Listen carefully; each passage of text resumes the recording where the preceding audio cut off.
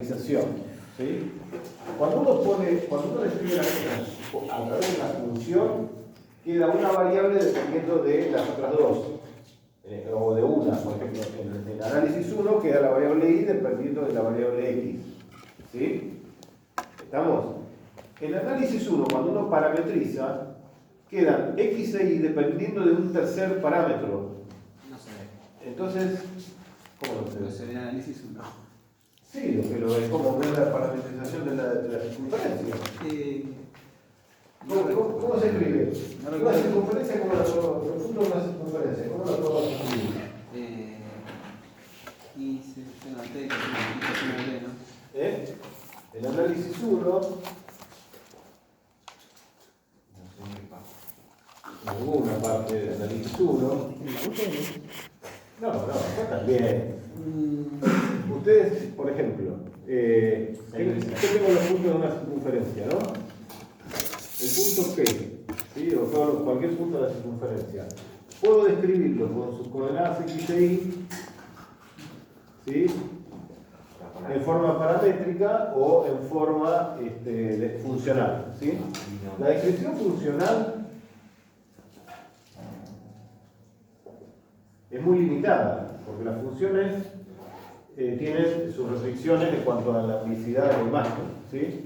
Entonces, para describir esto en forma funcional, yo tengo que poner que y es igual a la raíz cuadrada de r cuadrado menos x cuadrado, ¿sí? Para y mayor que 0, o y igual a menos la raíz cuadrada de r cuadrado menos x cuadrado para y menor que 0. ¿Por qué? Porque si no puedo poner más menos, porque si no, no sería función. ¿Entienden? Bien. En cambio, la descripción paramétrica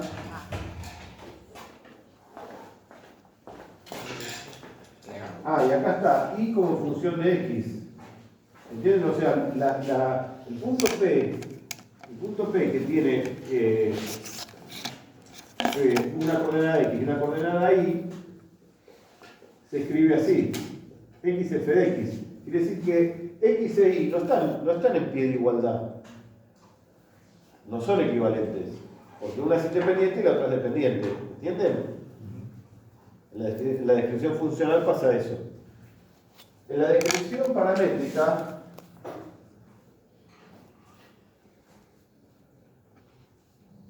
¿sí? El punto P, que es xy, es r coseno de θ, r seno de θ. ¿Sí? O sea que x depende de θ e y depende de θ. No dependen entre sí. No depende x de y o y de x, sino que ambos dependen de un tercer parámetro. ¿Sí? Acá x e y dependen de un parámetro. En cambio acá, una variable depende de la otra.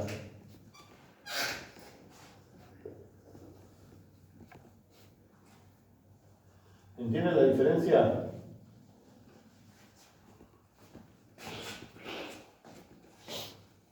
Se dan cuenta que estamos describiendo la misma entidad geométrica de dos formas muy distintas. ¿Se entiende? Que acá las coordenadas están en pie de igualdad. No es la x más importante que la y. Son iguales de importantes. En cambio acá, la x es más importante que la y. Porque la x es la que recibe los valores y la función devuelve las coordenadas y. ¿Sí? Bueno, eso mismo pasa con el análisis en dos variables o más variables.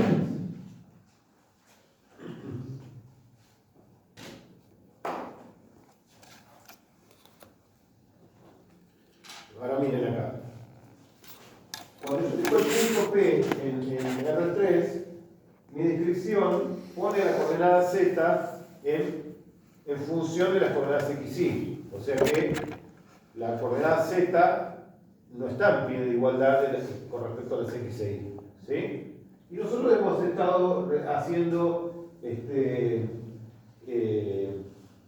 derivadas, y ahora la semana pasada hicimos las integrales, buscamos el jacobiano y todo eso, usando una expresión funcional. ¿Sí? ¿Recuerdan lo que vimos la vez pasada? O sea, hicimos en análisis 2 lo que se hace en análisis 1. ¿Sí? Ahora, ¿qué pasa si yo quiero describir las cosas en forma paramétrica? Si las quiero describir en forma paramétrica, todas las variables dependen de una cuarta variable. ¿Sí? O lo que sea, n más 1. Si son n variables, hay una variable extra de la cual dependen todas. ¿Sí? Bueno, esto era la descripción de una curva, ¿se acuerdan? Cuando dependía poníamos el parámetro t porque era muy, muy útil cuando uno dice que esta curva es una trayectoria, entonces t es el tiempo, pero podría ser gamma y ser cualquier otra cosa, ¿no? Pero es un parámetro. Ahora, describe una curva, va desde R a R3. ¿Sí? Ahora, ¿qué pasa si yo quiero describir una superficie? Acá la superficie la describía con la función, ¿sí? La sábana, ¿sí? El plano XY se levantaba y generaba una superficie, ¿sí? Bueno, ahora yo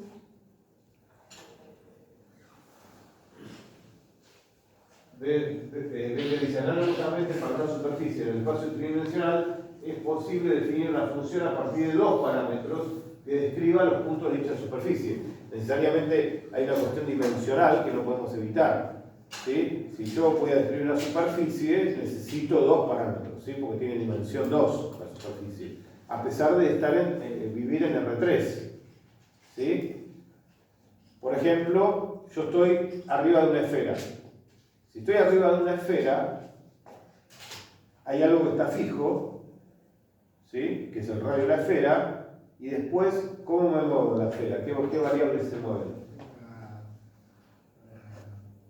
Phi, tita, ¿entienden? ¿Y cuál es la otra ventaja que tiene esto? Que le resta una dimensión al objeto que voy a estudiar. ¿Sí? O sea, si yo la esfera la describo funcionalmente, trabajo con 3 dimensiones. En cambio, si la describo paramétricamente, es como si me montara en la entidad que quiero describir, y entonces se le resta una dimensión. Que voy a estar sobre la superficie, entonces describo todo con 2 variables en vez de 3. ¿Se entiende? Bueno, entonces,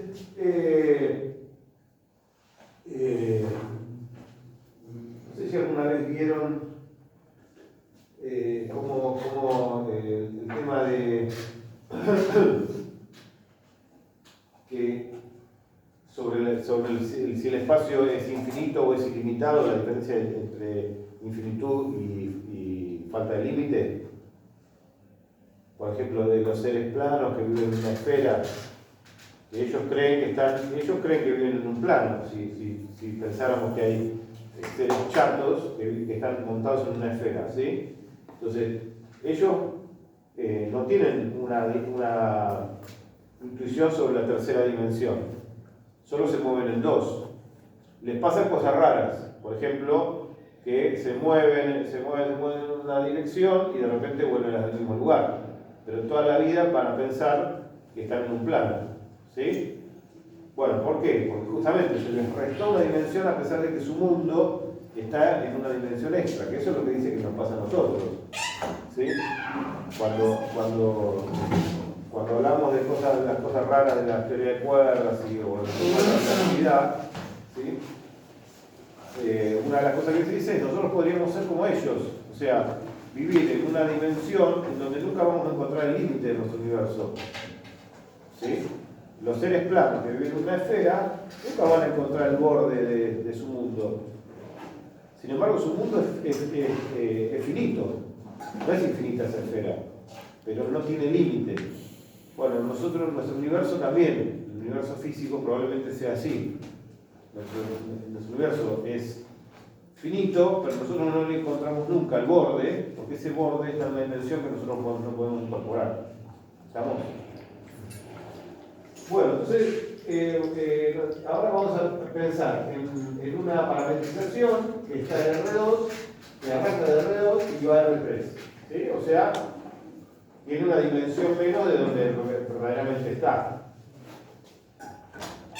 Bueno, ejemplo de superficies parametrizadas.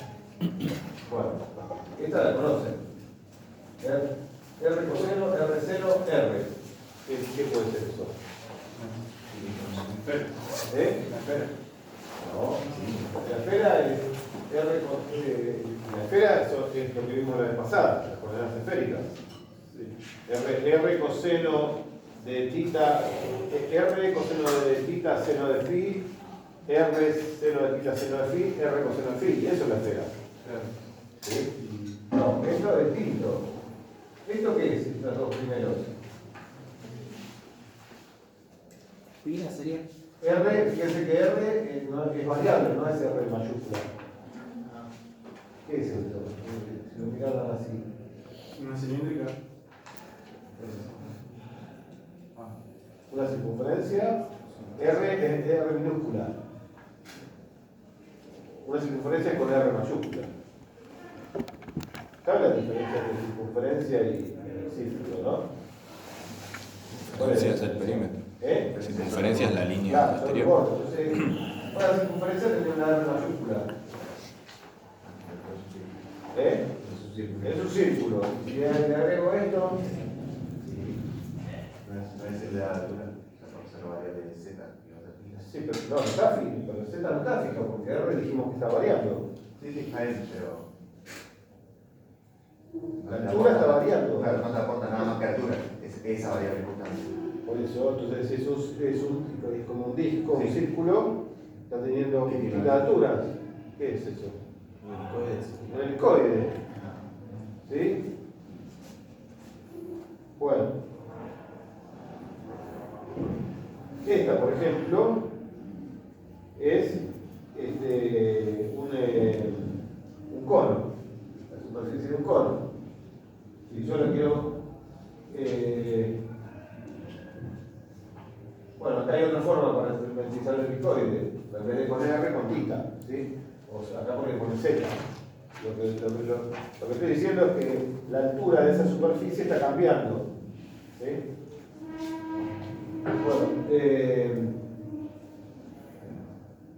Bueno, en la clase pasada vimos las coordenadas esféricas, ¿sí? R coseno, seno, R seno, seno, R coseno, ¿sí? Para R fijo. Es la superficie, eso sería la superficie esférica de radio R. Si yo pusiera, ¿ven que no está dependiendo de la variable R? Si yo pusiera el R minúscula, ¿qué sería? Pero macizo. El volumen esférico. ¿Sí? Bueno. Entonces, tengo en R3 una cosa parametrizada con dos variables. Ya vimos la vez pasada que θ tenía que ir entre 0 y 2pi, pero phi podía ir entre 0 y pi. ¿Se acuerdan? Bueno, entonces vamos a definir los vectores tangentes a una superficie parametrizada. ¿Se acuerdan que yo les dije que para yo poder calcular un área, por ejemplo, para yo poder calcular el flujo? ¿Se acuerdan que el flujo, en física 2, el flujo del campo eléctrico era igual a la carga encerrada sobre seno cero? Eso era la ley de Gauss, ¿sí? Yo multiplicaba el campo por el área, ¿sí? ¿Estamos? ¿Se acuerdan de eso? También vimos el flujo, en física 2 vimos el flujo magnético, en la parte de inducción. Si el flujo magnético cambiaba con el tiempo, ¿qué pasaba? Aparecía una fémina, ¿sí? Bueno, en esas integrales yo tengo un campo vectorial que multiplica que atraviesa una superficie. Entonces yo tengo que multiplicar todo un montón de productos entre el campo vectorial y la superficie y después sumar. Eso es una integración.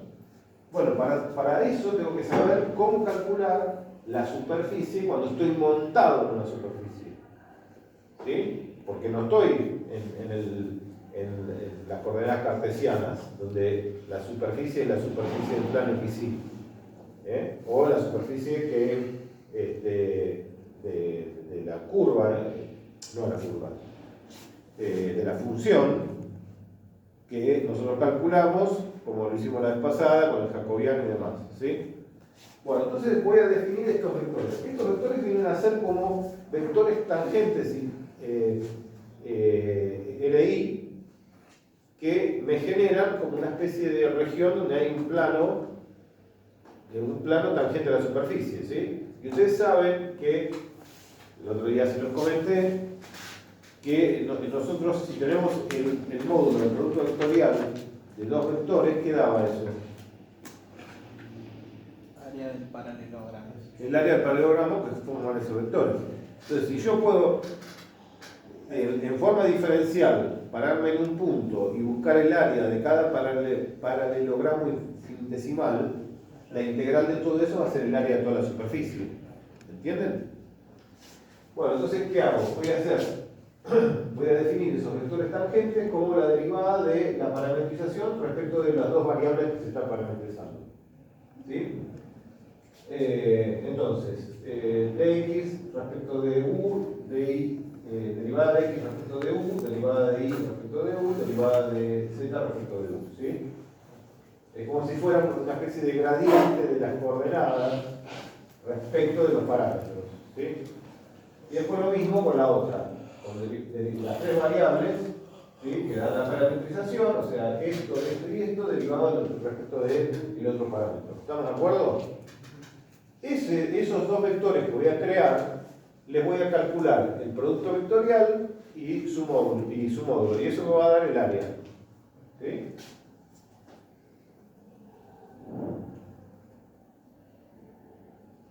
¿Se dan cuenta? O sea, yo estoy en una superficie cualquiera y entonces esos dos vectores derivados me generan una especie de plano tangente diferencial. Claro, claro, es como que vos te montás sobre la superficie. ¿Sí? Hicimos lo mismo con las integrales curvilíneas. Cuando vimos el otro día las integrales curvilíneas, nosotros buscábamos, hacíamos el producto de la función escalar por la longitud de la curva, o de la función vectorial por la longitud de la curva, estábamos haciendo algo parecido. Estábamos viendo cómo cambia un campo escalar o un campo vectorial cuando yo hago una circulación.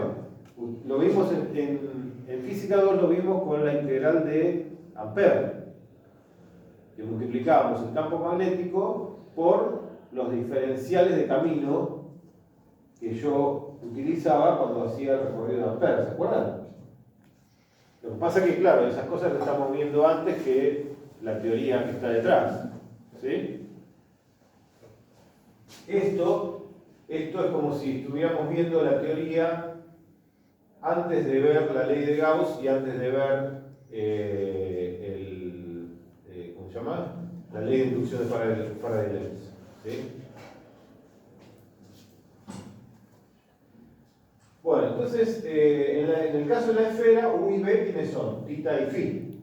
Así que vamos a calcular cada una de las coordenadas y calcular sus derivadas. Entonces, fíjense, R ahora está fijo, porque estoy sobre la superficie esférica, y entonces derivo la primera, que era, ¿se acuerdan que era R coseno seno de tita? Entonces, cuando derivo va a quedar menos seno. ¿Sí? La otra era R seno seno, ¿sí? Derivo y va a quedar coseno. La tercera era R coseno de phi. Como estoy derivando respecto de tita, me queda un cero. ¿Puedo subir a los originales, profe? Sí. Tiene a ti. Son las coordenadas esféricas. Estas ya las tienen que ir incorporando. ¿Sí?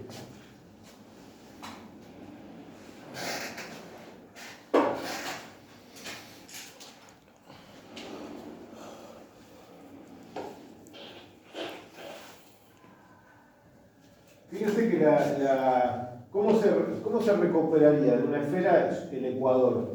El ecuador, ¿qué sería? Me el círculo máximo que pasa por el plano XY, ¿no? Fíjense, ¿cuánto vale phi en el ecuador de la esfera? Phi se medía desde arriba, ¿no? ¿Cuánto vale phi? Cero. No sería así. No, phi 0 es el polo. No, bueno. 2 pi. 2 pi. No, 2pi es de vuelta al polo, aparte va de 0 a pi. Entonces, pi. ¿Eh? Pi sería. El pi es el otro polo. Pi sobre 2. Pi sobre 2.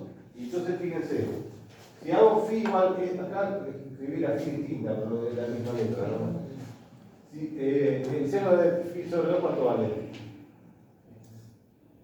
1. Entonces tengo r coseno, acá el seno, y acá 0. ¿Qué es eso? Es la circunferencia del plano XY. O sea, las coordenadas esféricas recuperan para phi igual a pi sobre 2 las coordenadas polares. ¿No es cierto? Porque me queda, esto se me hace 1, esto se me hace 1, entonces me queda r coseno, r seno y 0. ¿Sí? O sea, les digo eso para que vayan tratando de que las coordenadas esféricas las tengan incorporadas, ¿sí? Como las polares. De hecho, las polares, de hecho, me recuerdo. Bueno. Lo que estamos haciendo es encontrar el plano tangente sobre un volumen. Sobre una superficie. Nos estamos subiendo a una superficie definiendo estos vectores tangentes. ¿Sí? Bueno, entonces esto es lo que estamos haciendo.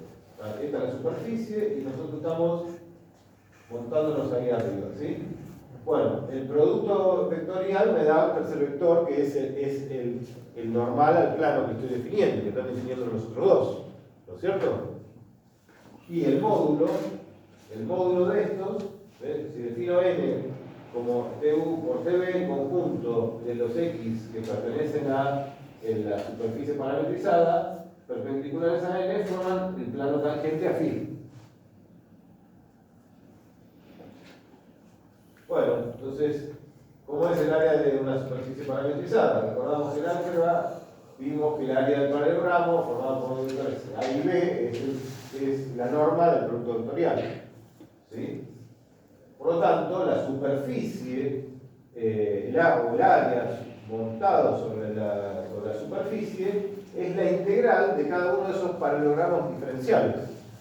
O sea, la integral doble, con el dominio definido por parámetros, de la norma es el módulo, ¿no?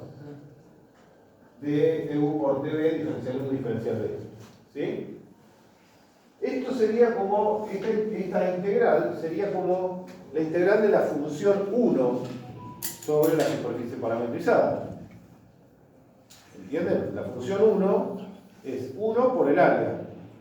Ahora lo que vamos a agregar es, acá le vamos a poner o una función escalar o una función vectorial. Vamos a ver qué es lo que pasa, cómo es en cada caso. ¿Sí? ¿Se entiende eso? Y es lo mismo que vimos con lo de la curva. Cuando yo definía la longitud de la curva, la integral de la raíz cuadrada, ¿se acuerdan? De 1 más i' al cuadrado era la longitud de la curva. Era la longitud del diferencial. Cuando integraba me daba el largo de la curva. ¿Sí?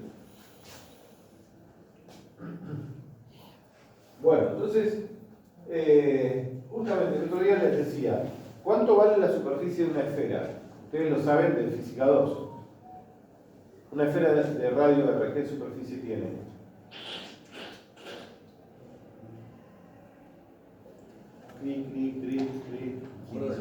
¿Cuánto tercios de tipo radio cubo? Pero no me acuerdo si no era volumen. Eso es si es radio cubo o volumen. ¿Eh? La derivada. ¿Cuál es el cálculo de derivada? Claro. ¿Y cuánto da la derivada? 8 tercios de pi por raíz cuadrada. derivada queda bajo un 3. 12 tercios. Y tenés un 3 abajo. 12 tercios, ¿cuánto es? Pi por r cuadrado. 4 pi por r cuadrado.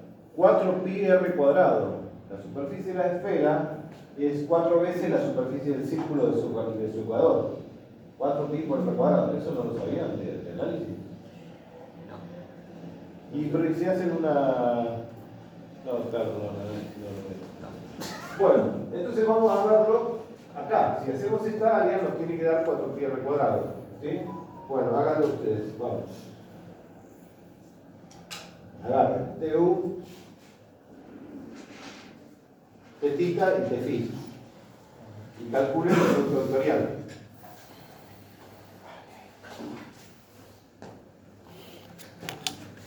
Profe, ¿puede subir un poquitito nada más para ver los números? Sí.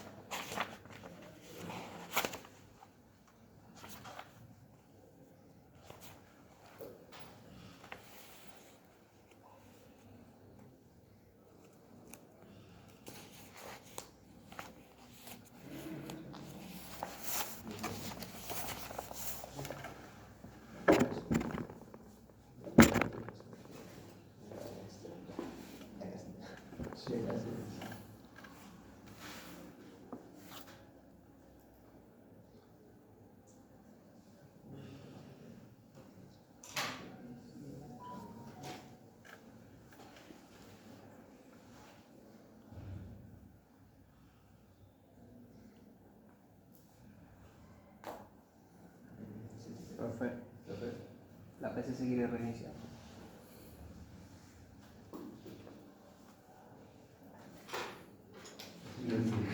Sí. Creo que nunca. Si eso pasaba en 1929 era el año que viene.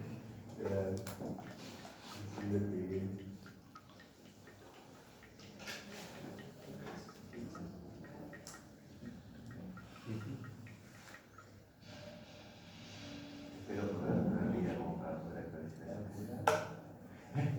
Sí, a mí me pasaba eso cuando me daban el... Por ejemplo, me iba a buscar el registro, así, hace 5 años, y eso es, yo digo, 5 años. O cuando te renuevan el pasaporte, volvieron el DNI, que son 10, 15 años. Yo sigo teniendo la misma laptop que hace 10 años. No funciona igual, ¿no? No, yo creo solamente o la tarjeta de crédito que dice válido hasta, y te pone, qué sé yo, 2035. Llegamos. Y me dice uno que lo hice en el 2015, se vence en el 2030. Tengo un DNI que todavía tengo 14 años. Y me parece. Vamos a ver la policía en el 2030. Tenía barba. Yo tenía barba, un nene. ¿Y pero qué te dijo? ¿Te dijo vos? Sí, me miró 2 veces y me dijo, ¿puedes abrir la aplicación de Argentina? Sí, le digo. Se ve que el registro tampoco lo trae.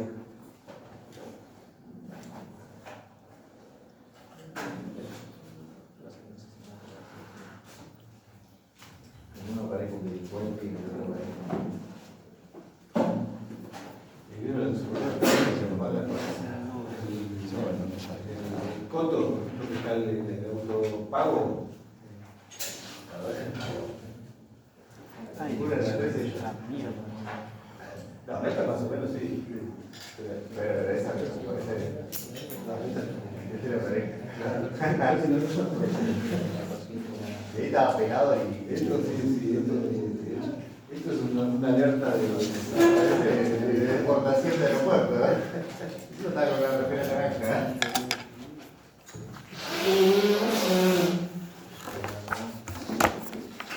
No me deportaron.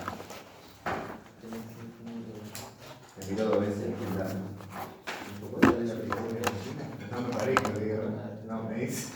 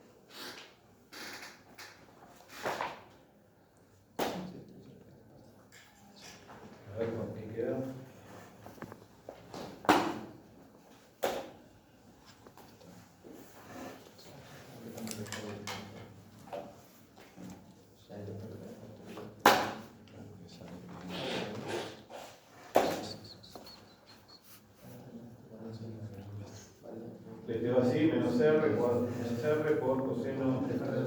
¿Eh?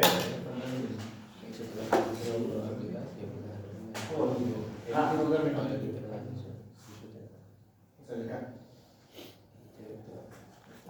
Ah, falta vos, digo, claro. Faltaba acá. Fíjense, ese sería el producto vectorial de los vectores generadores del plano tangente, ¿no? De la superficie. Sí. Entonces, si yo integro el módulo de esos vectores, entre 0 y 2pi y entre 0 y pi, me debería dar la superficie de la esfera. ¿Sí? Que de otra manera no veo cómo calcularía, digamos. Sería complicado hacerlo de otra forma. ¿Le quedó así? Hay muchos que mueren, gracias a Dios. Hay muchos que van a morir. No. Sí. ¿Hace falta que calculemos el módulo? Claro, hay que calcular el módulo. Cuando el cero muestra, si no perdemos tiempo. Calculo el módulo, levanto el cuadrado de las coordenadas y sumando, ¿no? Entonces hay un montón de álgebra para terminar llegando a la integral del seno. La integral del seno. Claro, es una integral que solo depende de phi. ¿Sí? Y está bien que dependa de phi, porque tiene la superficie. ¿Sí? Y. ¿Cómo hizo coseno cuadrado de tita, seno a la cuarta de phi más seno cuadrado de tita, seno a la cuarta de phi es seno a la cuarta de phi? Y un R cuarto, M. Bueno, la cuestión es que cuando usando ¿cómo se llama? La identidad, ¿cómo se llama? Pitagórica. ¿Sí? La identidad pitagórica. ¿Viste que estábamos hablando de eso? ¿De qué cosa? De identidades trigonométricas. Bueno, esta está muy buena, ¿no? Seno cuadrado de phi igual a 1. ¿Sí? Entonces me queda la integral entre 0 y 2pi de diferencial tita, que eso da 2pi, y la integral entre 0 y pi de seno de tita diferencial seno de phi diferencial phi. Esa integral da 2, ¿no? Así que el área de la esfera es 4pi r cuadrado. ¿Estamos?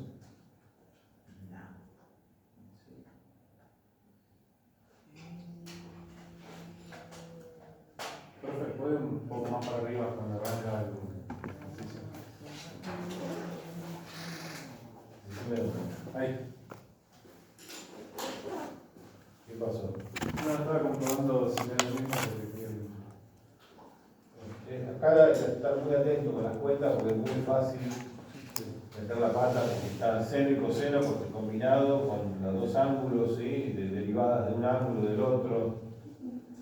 ¿Sí? Creo que se lo doy chiste. ¿Eh? Se lo doy chiste. Decilo. Bueno. No, sí, se puede, pero. Es malo. Es muy malo y. ¿Lo vieron ustedes al presidente? Sí, ese, me acordé. De cero y coseno.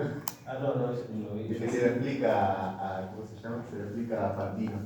No, el integral. Sí, el integral de X. Y Fantino se ríe a la Sí. carcajada. ¿Qué lo va a entender? No entendió nada, no puedo entender nada. Yo creo que filosofía, estudió, no sé, sociología, se quiere hacer el ilustrado. No sé si lo Yayo lo que me hace chiste.